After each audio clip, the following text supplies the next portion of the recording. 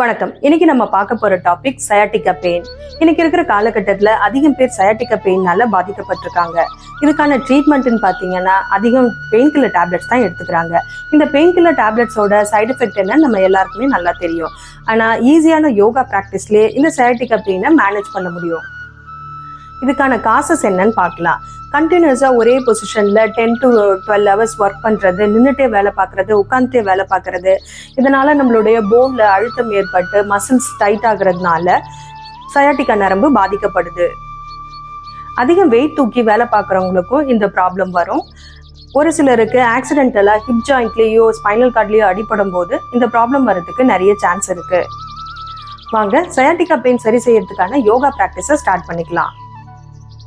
ஷவாஸ்னால் relax பண்ணிவிட்டு மெதுவாக கால்களை மடக்கி இடுப்பு கிட்ட கொண்டு வாங்க.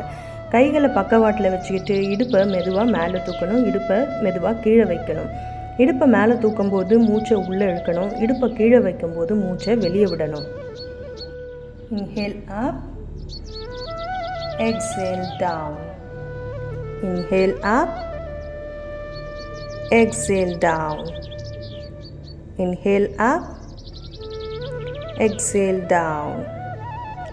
மூச்சை இழுத்துக்கிட்டே இடுப்பை மெதுவாக மேலே தூக்குங்க, மூச்சை வெளியே விட்டுட்டே இடுப்பை கீழே வைங்க. மூச்சை இழுத்துட்டே இடுப்பை மேலே தூக்குங்க, மூச்சை வெளியே விட்டுட்டே இடுப்பை கீழே வைங்க. இந்த மாதிரி 10 times பண்ணிவிட்டு ஷவாஸ்னால் ரிலாக்ஸ் பண்ணுங்கள். திரும்பவும் 10 times பண்ணிவிட்டு ஷவாஸ்னால் ரிலாக்ஸ் பண்ணுங்கள். இந்த மாதிரி 3 sets வரைக்கும் பண்ணிவிட்டு ஷவாஸ்னால் ரிலாக்ஸ் பண்ணிக்கோங்க.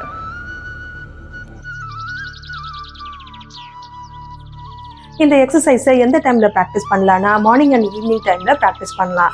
பெயின் ரொம்ப சிவியராக இருந்துச்சுன்னா ஆஃப்டர்நூன் டைமில் சாப்பிட்றதுக்கு முன்னாடி ப்ராக்டிஸ் பண்ணிடுங்க. அடுத்ததாக இந்த எக்ஸசைஸோட பெனிஃபிட்ஸ் என்னென்னு பார்க்கலாம்.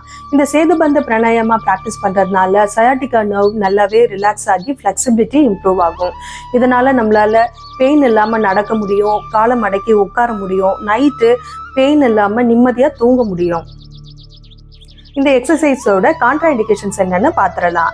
இந்த சேதுபந்த பிராணாயாமா ப்ராக்டிஸ் பண்ணுறதுனால பெயின் நல்லாவே குறைஞ்சு நார்மல் ஆகிடும். இந்த ப்ராப்ளம் இருந்ததையே மறந்துட்டு வெயிட் தூக்கிடக்கூடாது. வெயிட் தூக்கும் போது இந்த ப்ராப்ளம் திரும்பவும் ஸ்டார்ட் ஆகிறதுக்கு நிறைய சான்சஸ் இருக்கு. இந்த வீடியோ உங்களுக்கு பிடிச்சிருந்தா லைக் பண்ணுங்க. யான் பெற்ற இன்பம் பெருக வையகம். மற்றவங்களுக்கும் ஷேர் பண்ணுங்க. மறக்காம சப்ஸ்கிரைப் பண்ணுங்க. நன்றி, வணக்கம்.